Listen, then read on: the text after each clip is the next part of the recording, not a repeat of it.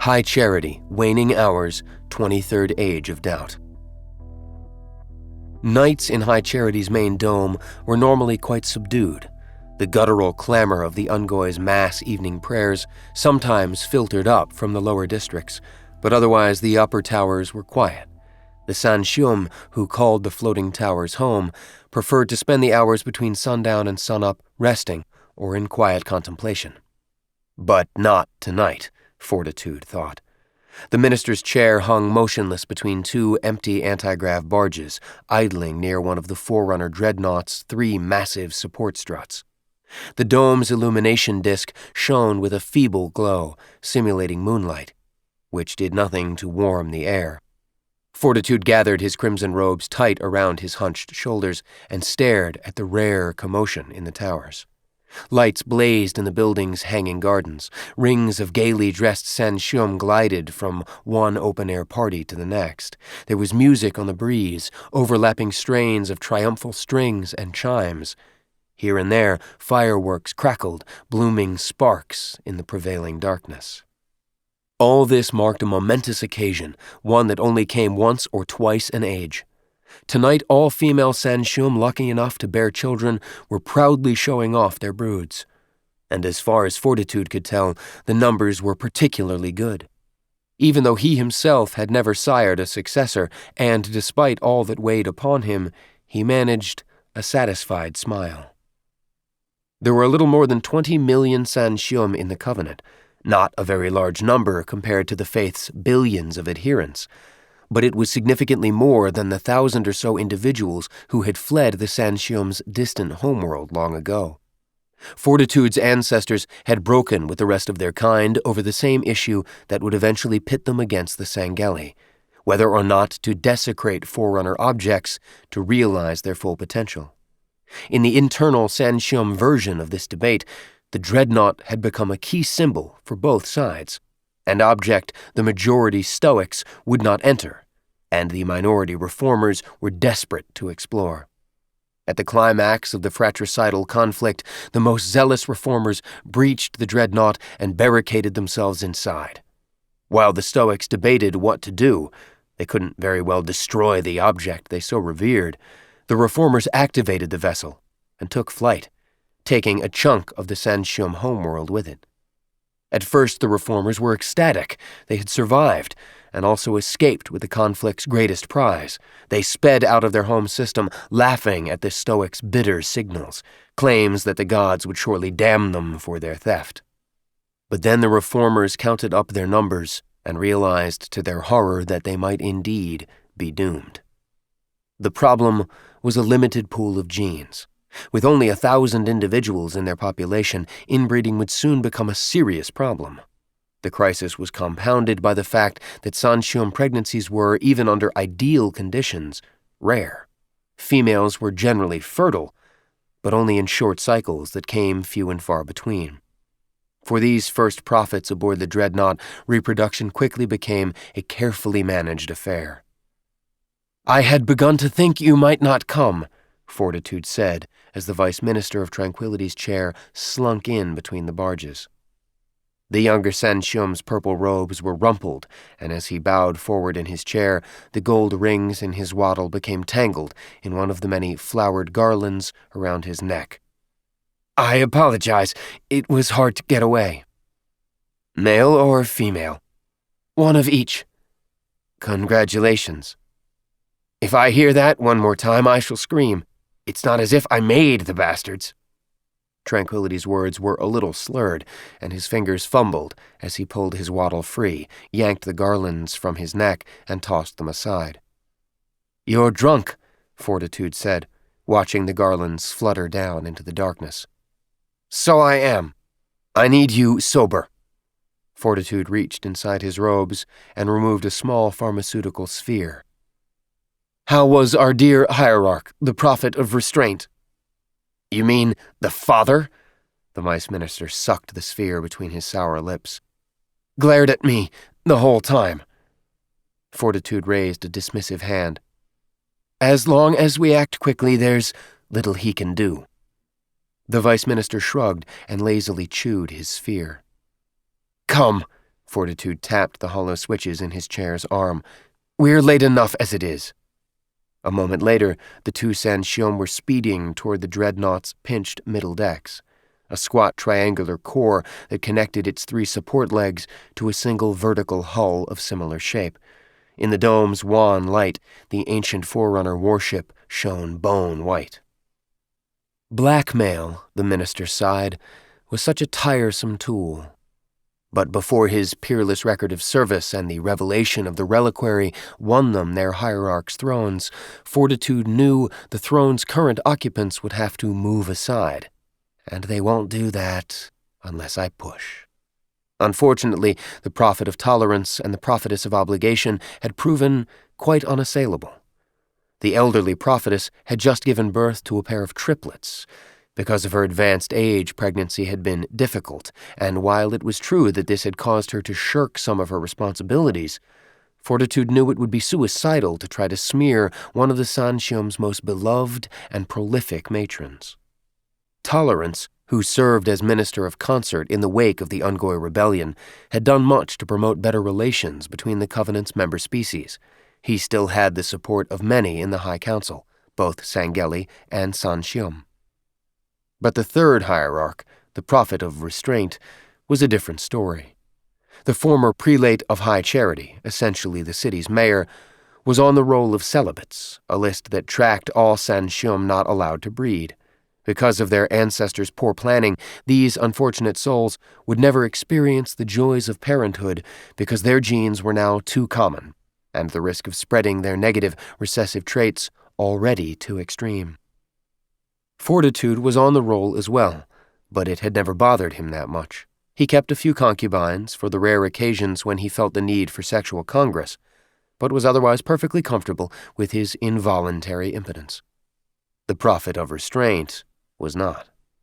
Not long before the Kigyar stumbled on the reliquary, restraint had accidentally impregnated a young female. Not a problem necessarily, abortions were common in these sorts of situations, but the first-time mother had been furious that restraint had lied about his status and demanded she be allowed to keep her brood. The aging hierarch was overcome by a desire to see his exalted genes passed on and could not bring himself to kill his unborn offspring or their willful mother. Fortitude had gotten wind of the brewing scandal and arranged for Tranquility to give the birthing period's invocation before the High Council. In his speech, the Vice Minister offered praise for all parents and their fruitful unions, and argued for greater investment in gene therapies and other technologies to end the tyranny of the role. Tranquility's passionate performance convinced Restraint they were brothers in belief, and the desperate hierarch, for his lover would soon give birth, approached the Vice Minister with an offer. Claim my progeny as your own, and earn the ministerial posting of your choice. As pleased as Fortitude was that his plan had worked, he was still shocked by the hierarch's gall. If Restraint's offer ever came to light, his children would be killed, and he would be dismissed, and likely sterilized as well. The Sanshium who enforced the role were zealous in their work, and Fortitude knew even a hierarch was not above their censure. Tonight, it had been Tranquility's job to give Restraint their counter-offer. Step willingly from your throne, and we shall keep the scandal quiet. You should have seen her, the Vice Minister shuddered. They were now much closer to the dreadnought and had passed into the shadow of one of the large conduits that connected the ship's engines to High Charity's power grid. In this deeper darkness, the strongest light came from a ring of blue beacons just below the cable, bright holographics around one of the dreadnought's yawning airlocks. Who? Fortitude asked. Restraint's whore. The minister cringed. Tranquility had become far too familiar as of late, often behaving as though he were already a hierarch and Fortitude's equal. His present inebriation only made this problem worse. Attractive? Fortitude asked, trying to keep the conversation light. A dull-eyed monstrosity, the Vice Minister said, reaching inside his robes. If she had a neck, I could not distinguish it from her folds.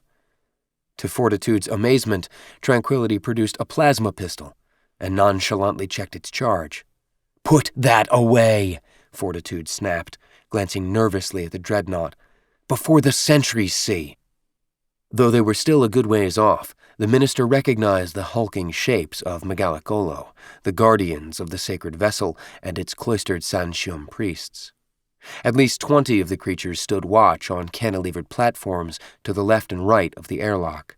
Spotting the two Sanshum, the Megalakolo shifted into defensive formations, their fluted, deep purple armor flashing in the beacon's pulse. Reluctantly, the vice minister slipped the pistol back inside his robes. "What possessed you to bring a weapon?" Fortitude hissed. "Prudence, in case restraint rejected our new terms." "What, murder you?" The minister was incredulous. "At the presentation of his children?" "They're safely out. He doesn't need me anymore." Fortitude once again recalled that Tranquility's work brought him in regular contact with Sangeli. It seemed the warrior species' maddening preoccupation with personal arms and honor had rubbed off on the naturally hot-headed vice minister. "Think clearly. Your death would raise questions. One's restraint would rather not answer." "Perhaps," Tranquility shrugged. "You didn't see his eyes." "No, but I can see yours," the minister simmered. "And all I see is disobedience and liability." "But hold your tongue." The Megalakolo turned to track the two Sanshum as they passed through the airlock. Each of the sentries held a faceted, rectangular shield and a ponderous assault cannon. Both were integrated into their armor, extensions of the suits rather than something the creatures carried. With other Covenant species, this design would have been a way to avoid hand and finger strain, but the Megalakolo had no hands and fingers, and while they did possess what appeared to be 2 arms and legs, the truth was they might have had as many of these appendages as they liked, for each creature was actually a conglomeration of individuals, a mobile colony of glossy worms.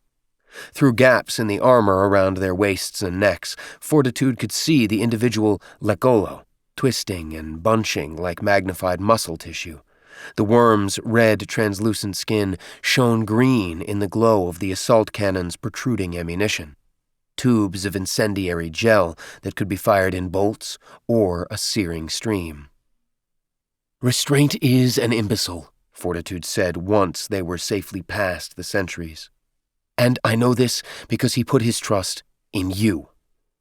The vice minister started to retort, but the minister plowed forward. "Thanks to my overriding discretion, he and the other hierarchs know nothing of our plans. Tomorrow they will sit helpless as we announce our intentions before the council, but only if we have the oracle's blessing." Fortitude swung his long neck sideways to face the vice minister, daring the youth to lock his narrowed eyes. "When you meet the philologist, you will keep your mouth shut. You will not speak unless I ask it. Or by the forerunners, our partnership is ended." Glaring at each other, the two Sanshum waited for the other to blink. Suddenly, the vice minister's expression changed. His lips firmed, and his eyes snapped into focus. "Please forgive my disrespect." His voice no longer slurred. The remedy had finally taken effect. "As always, Minister, I am yours to command." Fortitude waited for Tranquility to bow before he relaxed into his chair. Despite his strong words, the minister knew dissolving their partnership was impractical. They were too far down the path, and the vice minister knew far too much. Fortitude could have him killed, of course, but that would only aggravate the one problem with his plan that he had yet to solve: the lack of a third Sanshum for their triumvirate of would-be hierarchs. Fortitude had a few candidates in mind, but none he was willing to trust with foreknowledge of their plot. Without a third, they would seem less legitimate. But the minister had resigned himself to making his selection after their announcement.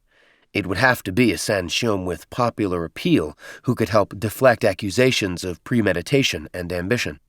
And as such, he was even willing to consider the prophet of tolerance or the prophetess of obligation. There were precedents for such a holdover, but while keeping one of the current hierarchs on their throne might allow for a smoother transition, it wasn't an ideal long-term solution. Bitterness endured, even amongst seasoned politicians. Better to clear the boards and start fresh. On the far side of the airlock was a door to the dreadnought's hangar. This giant round portal's overlapping shutters were irised almost completely shut, leaving just a small heptagonal passage in the center of the door. 2 final Megalagolo guarded this choke point from a scaffold that rose from the airlock's deck far below. These sentries displayed the shoulder spikes of a bonded pair, a colony with such a large population that all its worms could not fit inside a single suit of armor. The spikes rattled as the divided colony communed, confirming the 2 prophets' identities and appointment. Then the pair shuffled apart with low groans, the noise of the worms' rubbery flesh knotting and unwinding inside their armor. The hangar beyond was an immense triangular vault. Unlike the dreadnought's bleached exterior, its walls shone mirrored bronze in the light of countless holographic glyphs. These explanatory and cautionary symbols, arranged in tight vertical lines, floated near small holes in the hangar's angled walls. Although Fortitude knew what the holes were for, he had never actually seen them put to use. Hovering near the holes were hundreds of Huragok. The buoyant, bulbous creature's tentacles looked much longer than usual, but this was because they held individual Lekolo and were busy either stuffing the worms into the holes or pulling them out. The minister watched as 4 Huragok worked to muscle a particularly stout specimen from its hole, then carry it, like a fire crew on a hose, to a barge manned by white-robed and long-haired San Xium. These ascetic priests helped the Huragok feed the Lekolo through a cylindrical scanning unit before returning it to one of many metal basins on the barge that contained its colony. The unit retrieved data from microsensors inside the worm that had collected all manner of useful data during its wriggle through the dreadnought's otherwise inaccessible processing pathways. These sensors caused the invertebrates no discomfort. The creatures ingested and passed the tiny devices just as they did their gritty food. The priests were nonchalant as they supervised the process. But there had been a time when the prophets looked on the Lekolo's eating habits with angry condemnation. Soon after the Covenant's founding, San Xium experiments with early copies of the dreadnought's luminary led them to a gas giant planet in a system near the Sangeli's home. The San Xium had hoped to find a treasure trove of relics, and were disappointed when all they found were the Lekolo, huddled in the planet's rings. But when the prophets realized what the intelligent worms had done, they were appalled. The icy rocks that made up the rings were in fact fragments of some obliterated Forerunner installation that once orbited the gas giant, and the reason the rocks were no longer rich with relics was because the Lekolo had spent millennia ingesting them, chewing them up and spitting them out, as they carved their tight and twisting burrows. The odd thing was, the Lekolo had discerning palates. Some colonies would only ingest Forerunner alloys, others dined exclusively on rock rich in crushed and compacted circuits, and a few very rare colonies would avoid such foreign objects altogether, carefully cutting around battered remains of relics like paleontologists would a fossil. Of course, the San Xium believed any unauthorized contact with Forerunner objects was heresy, punishable by death, and ordered the Sangeli to eradicate the worms. But the Sangeli were ill-equipped to fight creatures that had no ships or soldiers to speak of and whose fortifications were the very things they were trying to save. In the end, a particularly insightful Sangeli commander, one of the species' revered arbiters, suggested it might be better to tame the Lekolo and put their habits to good use. As eager as they were to assert their moral authority, the prophets begrudgingly agreed that the worms properly trained could be very useful in future reclamations, and they forgave the Lekolo's sins. After ages of experimentation on lesser relics, the San Xium had finally gotten up the nerve to attempt an unprecedented exploration of the dreadnought. Since their departure from their homeworld, and even during the darkest days of their war with the Sangeli, they had limited their studies to the ship's easily accessible systems. While the San Xium had been desperate to explore the processing pathways in the dreadnought's thick hull, they were terrified they might damage something vital. And so it was with great care that the ascetic priests had carved their first tentative hole and slipped in a carefully chosen Lekolo. They had waited in mortal terror for the worm to dig too deep, and more than that, for what the dreadnought's oracle might say. But the Lagolo emerged without incident, and the vessel's most high and holy resident hadn't said a word. The oracle's silence wasn't unusual. Fortitude had never heard of it speaking in his lifetime, nor had his father or his father before that. And when those pioneering priests had gotten no response, they gradually increased their Lagolo probes until, as was now clearly the case, the once frightful process had become mundane. Following an angled piece of scaffolding to the very top of the hangar, the minister watched as the Sanshum priests on the barge signed a series of orders to the waiting Huragok, and all parties made ready for the next retrieval. High above the hangar floor was a dark and silent abbey, large enough to accommodate the entire Covenant High Council, more than 200 Sangelian Sanshum.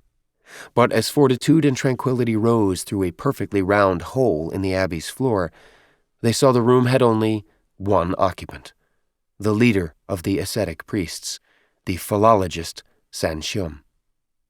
Like the cleric that provided Fortitude's remedies, the philologist's humble chair was made of stone, not metal. His robes were so tattered they looked like strips of shredded cloth wrapped around his withered frame. The once white garments were now so dirty they were actually a few shades darker than the philologist's ashen flesh. His eyelashes were long and gray, and the wisps of hair on his bowed neck were so long they draped almost to his knees.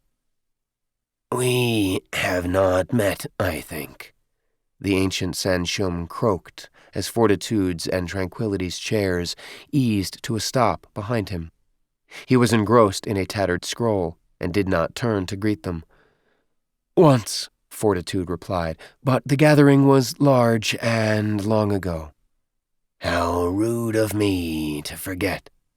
"Not at all. I am Fortitude, and this is the Vice Minister of Tranquility." The younger Sanshum dipped his chair forward in a bow, but as promised, he did not speak. "An honor to have met you." Rolling the scroll tight in his arthritic hands, the philologist turned. For a moment he simply stared at his guests with his large and milky eyes. "What favor do you seek?" The philologist wasn't feigning ignorance. For secrecy's sake, Fortitude hadn't told the priest his purpose, knowing that his ministerial rank was sufficient to gain an audience. But while the philologist's words were cordial, their meaning had been clear. "State your business and let's get on with it. I have much more important work to do." Fortitude was happy to oblige. "Confirmation," the minister said, keying one of his chair's hollow switches. A wafer of circuitry, not much bigger than one of his fingernails, poked up beside the switch. "And a blessing." He pulled the wafer free and extended it to the philologist. "Two favors, then." The philologist smiled, exposing gums split with lines of serrated bone. He moved his stone chair forward and took the wafer. "This must be very important." Fortitude managed a friendly grimace. "One of the vice minister's ships has discovered a reliquary of quite impressive size." "Ah," the philologist said, squinting one eye to better scrutinize the wafer. "And if the illuminations are to be believed," Fortitude continued, "an oracle as well." The philologist's eyes widened. "An oracle, you say?" Fortitude nodded. "Truly shocking and wondrous news." With more speed than the minister would have guessed, the philologist rotated his chair and floated to a phalanx of shadowed machinery in the center of the room. As he drew close, holographics flicked on high above, revealing a cluster of onyx obelisks, powerful processing towers linked together, and before these, the dreadnought's oracle. Even though Fortitude had seen many representations of the holy object, it was smaller than he had expected. Locked inside an armature that kept it head height above the floor, the oracle was tethered to the obelisks with strands of neatly plaited wire. These circuits connected to small golden pads affixed to the oracle's casing, a teardrop of silver alloy not much longer than the minister's neck. The casings tapered and faced the obelisks, its round end angled toward the floor and held a dark glass lens. There was a gap around the lens and the casing, and through this Fortitude could see pinpoints of light, circuits running at low power. These were the oracle's only signs of life. "This is all the data?" the philologist asked, slotting the wafer into one of the obelisks. "From the ship's luminary as well as its sensors." Fortitude edged closer to the oracle. For some reason, he was overwhelmed with a desire to reach up and touch it. As old as the object was, its casing was absolutely smooth, had no dents or scratches. Fortitude gazed deep into the oracle's lens. "There are reports of a new species on the planet that holds the relics, but they appear to be primitives, a Tier 4 species. I don't expect they shall—" Suddenly, the oracle's circuits blazed. The lens refracted the light, sending forth a blinding beam. "Not a lens," Fortitude gasped. "An eye!" He raised a sleeve before his face as the oracle tilted toward him in its armature. "For eons I have watched." The oracle's deep voice reverberated inside its casing. Its eye beam flickered with the cadence of its words as it pronounced in the Sanshum tongue, "Listened to you misinterpret." Hearing the oracle speak was, for any faithful member of the Covenant, like listening to the Forerunner's own voice. Fortitude was appropriately humbled, but not just because the oracle had finally spoken after ages of silence. In truth, he was just as surprised to learn that the philologist was not, as he had always suspected, an utter fraud. Fortitude had made this appointment for formality's sake. Luminations presented as evidence before the High Council required the oracle's blessing, which for ages had meant convincing the current philologist to affirm on its behalf. But these holy hermits were just as political as any other powerful Sanshum, equally susceptible to bribes and blackmail. Fortitude had expected he would have to make some sort of donation to the philologist, a small share of the reliquary, perhaps, in order to get the blessing he required. "But if the old charlatan is putting me on," Fortitude watched as the philologist stepped from his chair and dropped feebly to his knees before the oracle, "he's certainly giving it his all." "Blessed herald of the journey," the philologist wailed, neck low and arms spread wide. "Tell us the error of our ways." The oracle's eye dimmed. For a moment, it looked as though it might resume its long silence. But then it blazed anew, projecting a hologram of the reclamation glyph recorded by Rapid Conversion's luminary. "This is not reclamation," the oracle boomed. "This is reclaimer." Slowly the glyph turned upside down, and its central shapes, the concentric circles, one low inside the other, connected by a thin line, took on a different aspect. The shape's previous arrangement had resembled the pendulum of a clock. Inverted, the glyph now looked like a creature with two curved arms locked above its head. The glyph shrunk in size as the hologram zoomed out to show the entire alien world, covered with thousands of these newly oriented luminations. "And those it represents are my makers." Now it was Fortitude's turn to feel weak in the knees. He grasped the arms of his throne and tried to come to terms with an impossible revelation. Each glyph represented a reclaimer, not a relic, and each reclaimer was one of the planet's aliens, which could only mean one thing. "The Forerunners," the minister whispered. "Some were left behind." "Impossible," Tranquility spat, no longer able to keep his peace. "Heresy." "From an oracle?" "From this meddler." Tranquility leveled a finger at the philologist. "Who knows what the old fool has done to this divine machinery? The perversions he's accomplished with all his worms and sacks." "How dare you accuse me," gasped the philologist, "in this most sacred vault?" The vice minister drew back in his chair. "I will do all that and more." Just then, the Abbey began to shudder. Many decks below, the dreadnought's mighty engines sprang to life, shaking free of the limiters that kept them generating the comparatively meager energy High Charity required. Soon the engines would build to full capacity, and then— "Disconnect the Oracle!" Fortitude shouted, knuckles white upon his chair, "before the dreadnought launches and destroys the city!" But the philologist paid him no heed. "The sacred vessel breaks its shackles." The elderly San Shum's arms were trembling. He no longer seemed afraid. He seemed inspired. "The gods' will be done." The hologram of the alien world disappeared, and once more the Oracle's eye shone forth. "I will reject my bias and will make amends." The vault's dark walls began to glow as their vein-like pathways brightened inside them. The ancient circuit surged with light that raced into the obelisks behind the Oracle. The banded red and brown rocks began to crack, venting plumes of chalky vapor.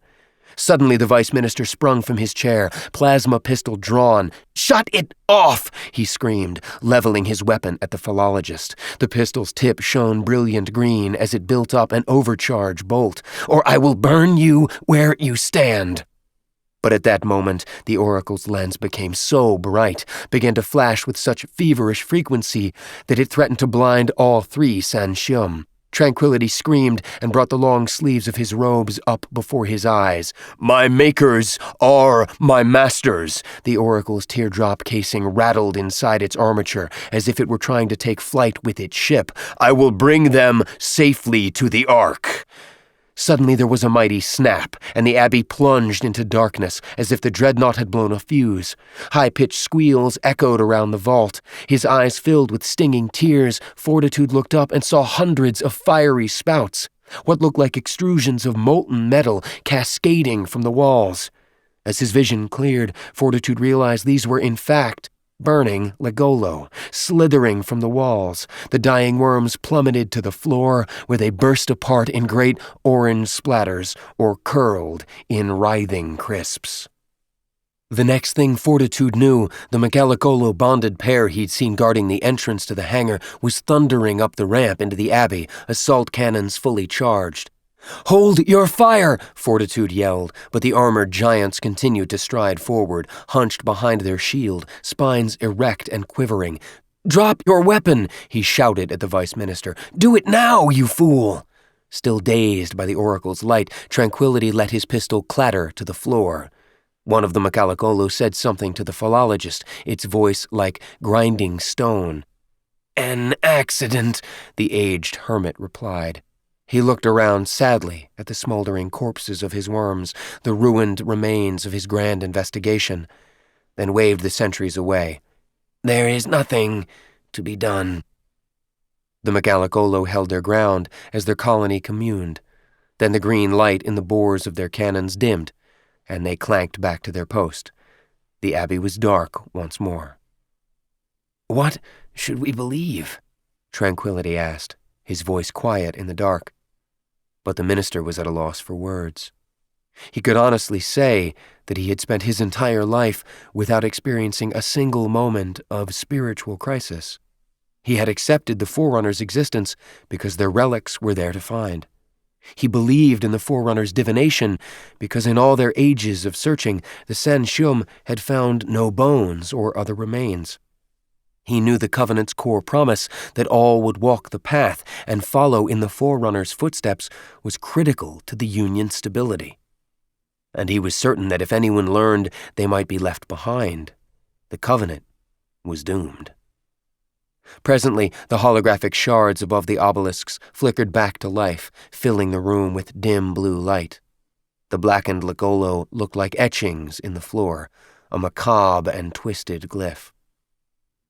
"We must take no chances with these reclaimers." Fortitude could not bring himself to say Forerunners. He grabbed his wattle and gave it a steady tug. "They must be expunged before anyone else knows of their existence." The vice minister's lower lip quavered. "Are you serious?" "Quite." Exterminate them? But what if the oracle speaks the truth, then all we believe is a lie? Fortitude's voice filled with sudden strength. If the masses knew this, they would revolt, and I will not let that come to pass. The vice minister slowly nodded his assent. What about him? Tranquility whispered, glancing at the philologist. The aged hermit was now staring up at the oracle. The device was slacked in its armature, thin smoke twisting from the gap around its lens. Can we trust him to keep this secret? I hope so. Fortitude released his waddle. Or he will make a very poor third hierarch.